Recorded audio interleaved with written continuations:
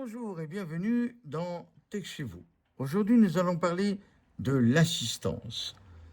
Il faut savoir que l'assistance Apple est reconnue pour ses services divers et variés et toujours professionnels. Il y a 3 façons de faire intervenir l'assistance sur son matériel. Il y a l'aspect en boutique, via le Genius Bar, par téléphone ou par chat. En Apple Store, on appelle cela le Genius Bar. Vous devez prendre rendez-vous ou vous pouvez venir inopinément, mais il est préférable de prendre rendez-vous. Vous pouvez prendre rendez-vous soit par le biais de l'application Assistance, soit par téléphone.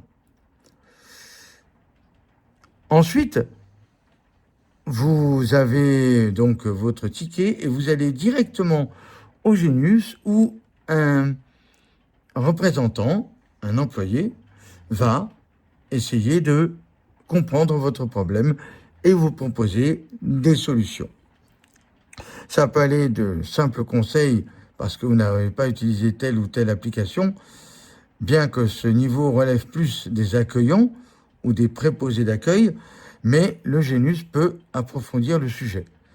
Il s'adresse plus à des problèmes de panne ou de problématiques survenues lors de votre matériel, généralement physique, les logiciels étant traités de manière différente. La seconde option est par téléphone. Là, vous serez accueilli par un préposé téléphonique et après quelques questions d'usage que sont le numéro de série que vous devez donner, si toutefois il ne le trouve pas, quel est votre identifiant Apple et éventuellement la possibilité, si vous utilisez ou non VoiceOver, une assistance particulière.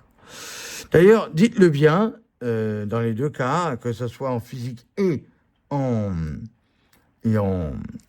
par téléphone, que vous utilisez l'assistant VoiceOver. La troisième solution est le chat, et là, c'est un peu au tout venant. Il y a bien des employés, mais il y a aussi des gens un peu comme vous et moi qui peuvent vous répondre. Alors ça dépend si c'est vraiment des questions de vente, c'est en général plus Apple, mais si c'est des problématiques plus générales, ça peut être un employé Apple comme Karine, Michel, Jacques, Dupont. Et donc dans ce cas-là, il est quand même bien de savoir que ce sont des gens qui font de leur mieux pour vous aider. Les solutions les plus fiables, en tout cas les plus simples, restent le téléphone et le fait d'aller en boutique. Nous allons commencer cette partie de l'assistance par une expérience de Karine. J'interviens en tant que personne qui a utilisé l'assistance Apple, puisque c'est le thème du podcast d'aujourd'hui. Alors moi j'ai eu affaire à l'assistance Apple de plusieurs manières. Par téléphone, plusieurs fois, mais bon, pas non plus énormément, puisque j'arrive à me débrouiller quand même. Mais il m'est arrivé de les appeler par téléphone. Alors, j'avais utilisé la première fois, j'avais utilisé l'appel normal. Et les autres fois, j'ai utilisé la possibilité de se faire rappeler, ce qui permet d'être disponible au moment où les interlocuteurs nous appellent. Et ça, c'est pratique quand même chez Apple. Et une fois, c'était pour un problème avec mon code à 2 facteurs. À l'époque où, avec VoiceOver, c'était pas évident de faire le code l'authentification à 2 facteurs. Parce que on n'arrivait pas bien à taper le code une fois qu'on se connectait à un appareil Apple et qu'on devait taper un code avec VoiceOver. À l'époque, on n'arrivait pas trop. Et j'ai dû les appeler parce que j'avais bloqué mon compte Apple, puisque j'avais essayé de taper plusieurs fois le code et que ça s'est bloqué. Donc je les ai appelés et la personne m'a dit que qu'il fallait attendre 24 heures ou je sais plus combien là à l'époque, hein. Donc c'est ce que j'avais fait et après j'avais débloqué mon compte. Voilà pour cette fois. Une autre fois c'était une autre fois c'était je crois au tout début. Oui, quand j'avais mon iPad R2 en fait, je les avais appelés parce que j'avais mon Wi-Fi, à l'époque j'étais chez SFR, et j'avais mon Wi-Fi de l'iPad qui se déconnectait. Donc je les avais appelés parce que j'avais acheté une coque. Bon, c'était pas une coque Apple, c'était une coque que j'avais achetée à Carrefour, je crois, que ma mère m'avait offert pour Noël à Carrefour. Et cette coque, elle allait, enfin, je sais pas si c'était la coque ou pas, mais mon iPad se déconnectait de la box SFR. À chaque fois, il fallait que je oublie ce réseau. Enfin, oublie le réseau. Il fallait que j'oublie le réseau, que je refasse mon code Wi-Fi, etc. C'était pénible. Donc, je les avais appelés pour savoir s'il y avait un problème avec certaines coques ou pas. Et bon, a priori, la personne m'avait dit que la coque que j'avais, c'était pas une coque ni un smart cover, enfin, ni une coque clavier, ni rien du tout, hein. C'était une coque banale, hein. Et la personne m'a dit que normalement non, mais que bon, c'était possible, etc. Et en fait, il s'est avéré que quand j'ai changé de box, quand je suis passée à Bouygues Télécom, le problème a été résolu. Donc ça venait de la box SFR en fait. Voilà. Et ensuite, je les ai eus par chat parce que je voulais demander un renseignement à l'époque sur le MacBook Pro M1, je crois, ou M2, je sais plus. Parce que je voulais savoir si, eh ben déjà, je voulais savoir quel MacBook Pro je pouvais acheter, hein, parce bon, à l'époque, je voulais me remettre au MacBook Pro, mais bon, je savais pas trop ce qu'il y avait comme modèle, donc je voulais avoir une petite aide. J'ai été très bien accueillie par l'assistance Apple par chat aussi. J'ai eu quelqu'un tout de suite, donc c'était bien. Et bon, il m'a expliqué, je voulais surtout savoir si tous les câbles d'alimentation enfin, si le câble d'alimentation du MacBook Pro était MagSafe. C'est-à-dire avec la partie aimantée, vous savez, la partie qu'on met en aimanté. Donc voilà, je voulais savoir si ce câble était fourni dans la boîte, parce que des fois il disait chargeur en plus, machin, donc voilà. Et en même temps, je voulais avoir des renseignements sur l'iMac aussi. Enfin voilà, je demandais pas mal de renseignements. Et ensuite, là, je suis... Alors, c'est l'assistance, mais c'est une assistance utilisateur. Il y a des personnes d'Apple, hein, qui travaillent sur cette plateforme. C'est la communauté. La communauté, en fait, ben, quand vous allez sur l'assistance Apple, quand vous allez sur le site d'Apple et que vous allez sur assistance, à un moment donné, vous allez avoir communauté. Alors, vous vous inscrivez avec votre identifiant Apple, évidemment, hein. Enfin, vous pouvez prendre un autre identifiant, mais bon, il vaut mieux avoir l'identifiant Apple, puisque quand on se connecte, alors en fait, le lien direct, c'est https community.apple.com. Et là, non, oui, community.apple.com, etc. Excusez-moi, j'ai pas l'ordi sur moi là. Et ensuite, donc, si votre navigateur est bien paramétré, vous allez tomber sur la communauté française. Vous vous inscrivez avec votre identifiant Apple et vous allez poster. Enfin, quand quelqu'un va demander des infos, vous pourrez poster. Alors, bon, il y a sur l'iPhone, alors il y a plusieurs rubriques. Il y a utilisation de l'iPhone, le matériel de l'iPhone, etc. Il y a la même chose pour les Mac, les Apple Watch, etc. Donc, il y a toutes les rubriques. Bon, après, il faut avoir le temps de tout lire, hein. Ça, c'est autre chose. Et ensuite, donc, ben, vous allez participer en fait à la communauté, c'est-à-dire que si les gens pose des questions, ben, vous allez pouvoir poster et répondre. Alors, quand vous arrivez, vous allez répondre et poster, et du coup, quand vous allez poster, vous allez avoir des points sur la communauté. Et plus vous postez, et plus vous allez monter de niveau. Alors, le niveau 1, bon, c'est le niveau débutant. Donc là, vous, vous faites la main vous faites la main avec la communauté.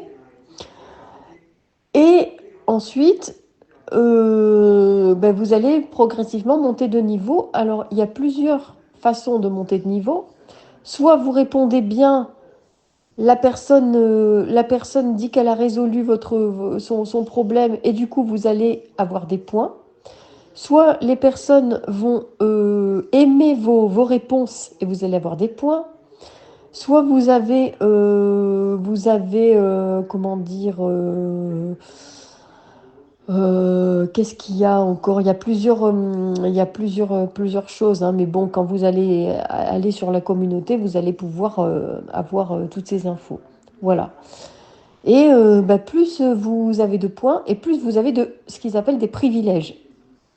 Donc les privilèges, donc en niveau 1, bon, il n'y a pas grand-chose. En niveau 2, c'est un peu plus, c'est-à-dire que vous avez, en niveau 2, vous avez, je crois, la possibilité vous avez la possibilité de aimer ou ne pas aimer une réponse, ou de dire que c'est inutile ou pas utile, ou etc. Et, et, et voilà. Et ensuite, le niveau 3, ben, le niveau 3, je crois que ça permet d'accéder à un chat de la communauté. Un chat où on peut bah, parler avec des personnes de la communauté. Et bah, après, il y a un autre niveau. Et là, je pense on a la possibilité de faire des visios avec des gens de la communauté aussi et les personnes d'Apple pour détecter des bugs, enfin et dénoncer des bugs, enfin voilà, dire ce qui va pas, enfin voilà. Et c'est tout, je crois, hein. Je sais plus combien il y a de niveaux, mais bon, voilà, il y en a qui ont un très très bon niveau. Alors il y a la possibilité quand vous allez dans une rubrique, admettons utilisation de l'iPhone, vous avez la possibilité de suivre les messages. Donc, c'est-à-dire que vous allez recevoir dans votre boîte mail tous les messages de la communauté concernant l'utilisation de l'iPhone. Donc, ben, ça peut vous permettre d'avoir les messages et puis de cliquer sur les liens au fur et à mesure plutôt que d'aller poster des messages dans la communauté. Pour continuer, nous allons avoir deux expériences partagées par Sophie et moi-même de l'assistance Apple, aussi bien par téléphone que en Genius. Ok. Ouais, bah pour ma part, ça s'est bien passé aussi, hein. Je n'arrivais pas à avoir accès à aux données d'apnée du sommeil et à mettre en place le suivi. Mhm. Donc, à force d'avoir cherché, je me suis dit, bon, bah, je vais peut-être les appeler, tant pis, ça sera peut-être un numéro payant, mais c'est pas grave. Et puis, les gens ont été très aimables, très accueillants. Ils ont bien pris en compte que j'utilisais VoiceOver et du coup, bah, ils ont pris le temps de m'expliquer comment faire les choses. Et en Mhm. fait, au bout de 2 minutes de dialogue, la dame me dit, bon, bah, on va vous faire signer un consentement pour pouvoir accéder à vos données, pour pouvoir vous aider. Mhm. Donc, j'ai blagué avec elle en lui disant que bon, bah, si je l'appelais, c'était quand même pour qu'elle m'aide. Donc, c'était un peu étrange de signer un consentement supplémentaire, mais bon, voilà. Finalement, bah, je lui ai donné l'accord verbal. Elle m'a envoyé le mail, mais j'ai pas donné suite par mail. J'ai donné l'accord verbal et j'ai exposé donc mon problème de manière un peu plus approfondie. Et elle m'a demandé si, plusieurs questions, et entre autres si j'avais un de mes appareils qui était en bêta public ou développeur. Donc je lui dis bah oui, effectivement, j'ai mon iPhone qui est en bêta public 18.1. Et Ouais. du coup, elle m'a dit, ah, mais cherchez pas, ça vient de là.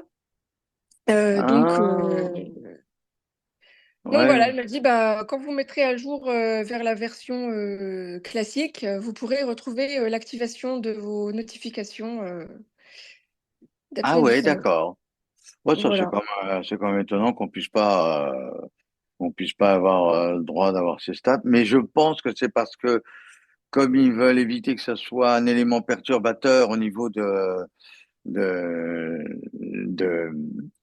de l'essayage bêta, en tout cas en clinique, si je puis dire, ils veulent éviter trop d'interactions. Je pense que c'est ça, mais c'est vrai que sans doute que ça doit être mis quelque part qu'on peut pas accéder aux tests de ce style-là, mais c'est vrai que quand on a ça et qu'on est trop dépourvu, c'est toujours un peu surprenant.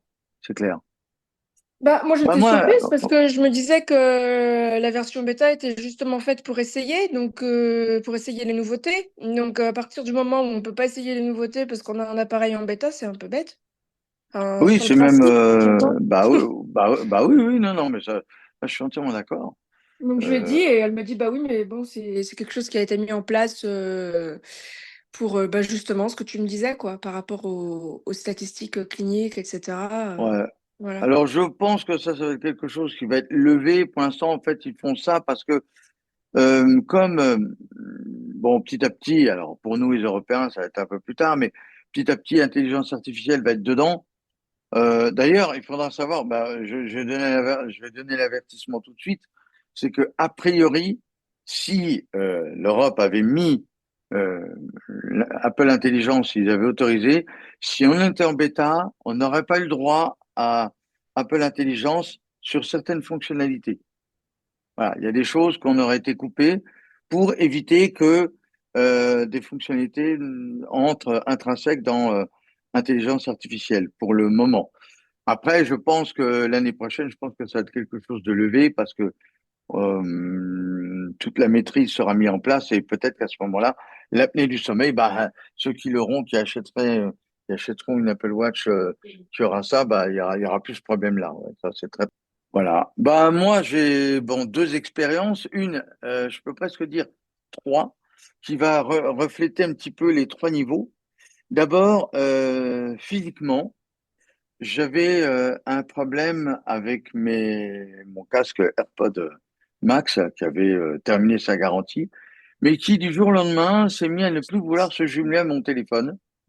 Et alors donc dans ce cas-là, j'ai été obligé d'aller en assistance et ils m'ont dit bah bon la garantie est passée, c'est un peu dommage, mais ce qu'on peut faire vu que votre casque est bien entretenu, c'est que bon normalement de toute façon il est mort votre casque, on peut pas l'assurer complètement. En revanche vu que vous l'avez pas trop mal entretenu et que la garantie s'était terminée il y a à peu près une quinzaine de jours, quoi, un truc comme ça.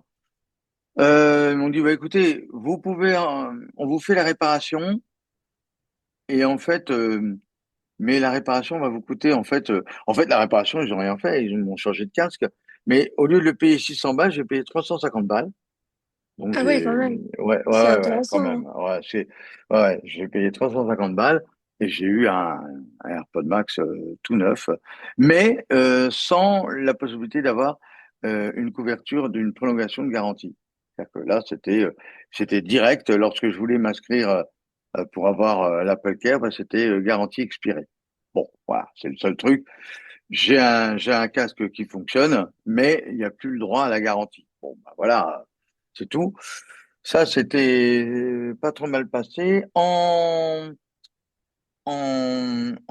téléphone, ça a été très intéressant parce que ça s'est fait à l'époque du Covid. Et ça, c'est très intéressant.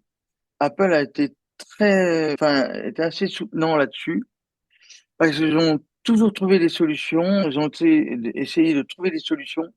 J'avais un pod qui, au cours d'une mise à jour bêta, s'est tout simplement grillé. Il n'a plus voulu redémarrer. Donc, je téléphone à Apple, ils me disent, bah oui, nous, on peut pas vous recevoir, mais il y a des magasins agréés qui le font. Alors, ouais, très bien. Donc, ils m'ont indiqué l'adresse et tout. Je suis allé au magasin agréé, qui me recevait. Alors, évidemment, fallait le masque, machin, compagnie, tout ça, machin, chouette, toc, trac.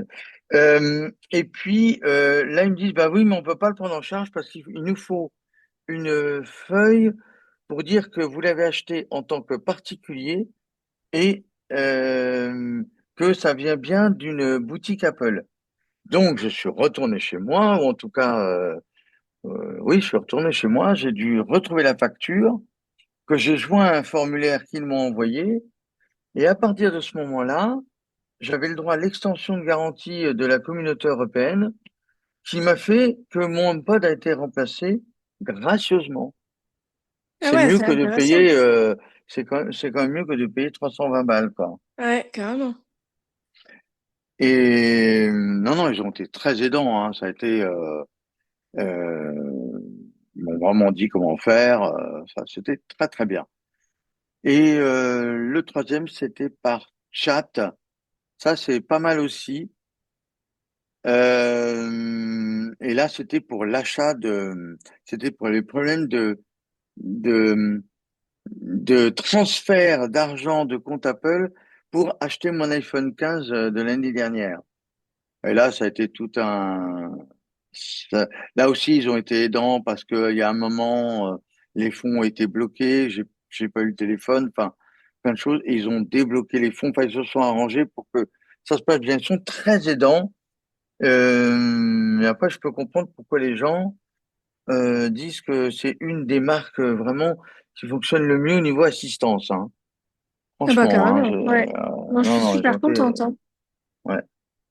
Mais Do- même en Genius, hein, j'ai eu affaire une fois à eux, malheureusement pour moi, parce que je me suis fait avoir sur un achat sur Internet d'occasion.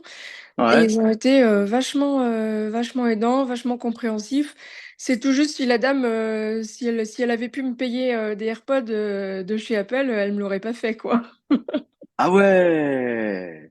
Bah oui, non, non, mais ils sont très bien, hein. Et ça Ouais. s'est réglé comment? Alors, ils t'ont expliqué, donc, tu t'étais fait avoir, mais ils Voilà, c'est t'ont, ça. Ils ont pris le numéro de de série. série. Ils ont dit, ah non, mais en fait, votre numéro de série, il n'est pas conforme. Normalement, ça doit commencer par A0 quelque chose. Et là, en fait, il est écrit à l'envers. Ah, Donc, ce sont des ah, faux, j'en suis quasiment certaine. Elle a quand même rentré par acquis de conscience le numéro dans leur base de données et elle m'a dit, oui, effectivement, ce sont des faux. ah ouais, d'accord. Donc, Ouais, bah, effectivement, ouais. voilà. Et ça, bah, j'ai dû aller à Perrache, en fait, à Lyon-Perrache. Ah ouais. Ouais, c'est pas la Mais porte à bon, côté, pourtant, en plus. bah, quoi, j'ai 20 minutes en voiture par l'autoroute, mais bon, ça nous a fait une excursion, quoi. Ouais, d'accord, ouais, d'accord. Ouais, voilà, Voilà. ouais, bah, voilà ce qu'on pouvait en dire, hein, si je puis dire. Et sinon, si ça peut rentrer aussi dans le cadre un peu, bon, pas forcément d'Apple, mais des assistances, des aides, etc. Ce week-end, j'ai souscrit à la carte Infinity Boulanger. Mhm, Et la dame m'a expliqué, en fait, je l'ai fait ben, pour ça, parce qu'en fait, j'ai acheté mon Apple Watch 10 ce week-end. ouais. Et la dame, elle va voir mon historique d'achat. Elle me dit, oh là là, mais vous avez plus de 10 pages d'historique d'achat. Pourquoi vous n'avez pas pris la carte Infinity? Alors je dis, bah, je sais pas, je connais pas. Et alors, elle m'a expliqué qu'en fait, tous les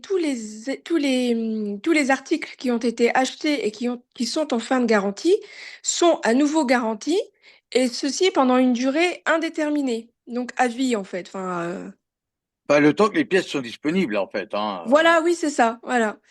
Et de plus, ce qui m'a encore plus conforté dans le fait de prendre cette carte, c'est que même les appareils qui n'ont pas été achetés chez eux peuvent rentrer dans le cadre d'une réparation éventuelle. Ah ben, Darty fait un peu la même chose aussi, effectivement, ouais. Ouais, bah, ils se sont tous mis un peu dans la même boutique, hein. Ouais. Et en fait, tu achètes un univers, enfin, tu payes un univers Tu vois, un univers, c'est 9,95 €. Le deuxième, ça fait 14. Et le troisième, ça fait 19. Tu vois, ça se cumule. Donc, tu as Ouais, bah son, c'est. électroménager, imager de son, électroménager. Et puis le troisième, j'ai oublié le nom. Voilà. Ouais, c'est. Ouais, d'accord. Ça doit être multimédia, un truc comme ça doit être un Ouais, c'est truc ça. dans ce genre-là. Mm. Oui, bah c'est Darty le fait, enfin Fnac Darty le fait. Oui, bah, ils se sont tous mis dans le même truc et c'est une solution plutôt bien hein, d'ailleurs. Hein. Bah, franchement, Ouais, pour 15 €, pour 19 €, bon, les 20 €, dirons-nous. ouais. Oui, oui, bah, Je oui. trouve que bon bah voilà, le jour où j'ai une panne sur n'importe quel appareil, et si c'est pas remplaçable ou si c'est pas réparable, il le remplace à neuf. Ah, ça C'est c'est ça qui est bien ça. bien. Ouais. Ça c'est bien. Ouais. Ouais, Donc tu ouais, vois, bah. moi qui ai eu un problème avec ma machine à laver il y a 2 ans là qui a pris feu, et ben si j'avais ça, j'aurais eu une machine neuve sans même devoir prendre autre chose quoi.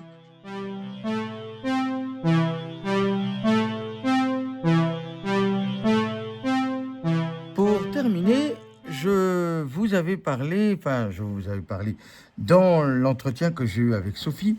À un moment, je parlais de l'expérience que j'ai eue avec l'Apple Watch. Mon Apple Watch Ultra a 1 an et demi aujourd'hui, mais elle a eu un petit accident après un mois d'utilisation, ou même presque 3 semaines d'ailleurs. Je prenais une douche, comme tout le monde, et j'avais posé l'Apple Watch sur une étagère, pas loin de la baignoire. Et lorsque je suis sorti, eh ben, je suis bien sorti, mais j'ai glissé, enfin, pas trop gravement. Mais par contre, la montre, elle a pris quelque chose. Je constate qu'effectivement, elle a des rayures du côté des capteurs. Et donc, je m'étais dit, bon là, il va peut-être falloir que je vois si ça peut se réparer. Je vais en Apple Store. En Apple Store, on me reçoit très gentiment. Je leur explique le problème. Et là, on me dit, bah écoutez, votre montre dans l'état où elle est, effectivement, il faudrait la faire réparer.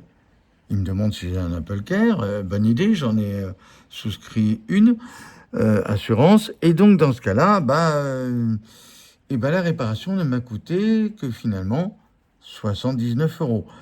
Quand on pense que la montre Ultra coûte à l'époque 990 €, ou je crois que c'est même 999, enfin peu importe, et 79, on se dit qu'on a fait un bon investissement. Donc la montre a été reprise, et puis pendant 4 jours, j'ai pas une montre. Et puis le 5e jour, un coursier UPS me fait savoir qu'il a un courrier de la part d'Apple. Dedans, c'était ma montre. Et ma montre, c'était juste ce qu'on appelle le cadran, le socle. Voilà. Et tout neuf. Et avec la reprise, la continuation de l'assurance. Donc voilà, ça c'est encore une fois un bravo pour l'assistance Apple.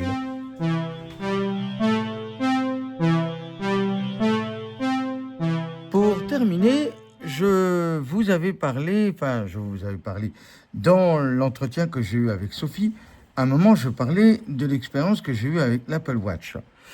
Mon Apple Watch Ultra a 1 an et demi aujourd'hui, mais elle a eu un petit accident après un mois d'utilisation, ou même presque 3 semaines d'ailleurs. Je prenais une douche, comme tout le monde, et j'avais posé l'Apple Watch sur une étagère, pas loin de la baignoire. Et lorsque je suis sorti, eh ben, je suis bien sorti, mais j'ai glissé, enfin, pas trop gravement. Mais par contre, la montre, elle a pris quelque chose. Je constate qu'effectivement, elle a des rayures du côté des capteurs. Et donc, je m'étais dit, bon là, il va peut-être falloir que je vois si ça peut se réparer. Je vais en Apple Store. En Apple Store, on me reçoit très gentiment. Je leur explique le problème. Et là, on me dit, bah écoutez, votre montre dans l'état où elle est, effectivement, il faudrait la faire réparer. Ils me demandent si j'ai un Apple Care. Bonne idée, j'en ai souscrit une assurance. Et donc, dans ce cas-là, la réparation ne m'a coûté que finalement 79 €. Quand on pense que la montre Ultra coûte à l'époque 990 €, ou je crois que c'est même 999, enfin peu importe, et 79, on se dit qu'on a fait un bon investissement. Donc la montre a été reprise, et puis pendant 4 jours, j'ai pas une montre, et puis le 5e jour, un coursier UPS me fait savoir qu'il a un courrier de la part d'Apple. Dedans, c'était ma montre. Et ma montre, c'était juste ce qu'on appelle le cadran, le socle. Voilà.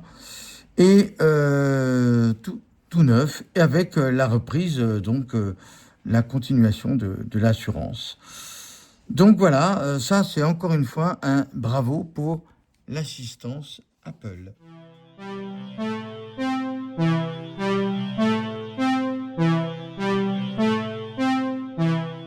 Voilà, nous espérons que vous avez apprécié ce podcast et nous vous souhaitons une excellente journée.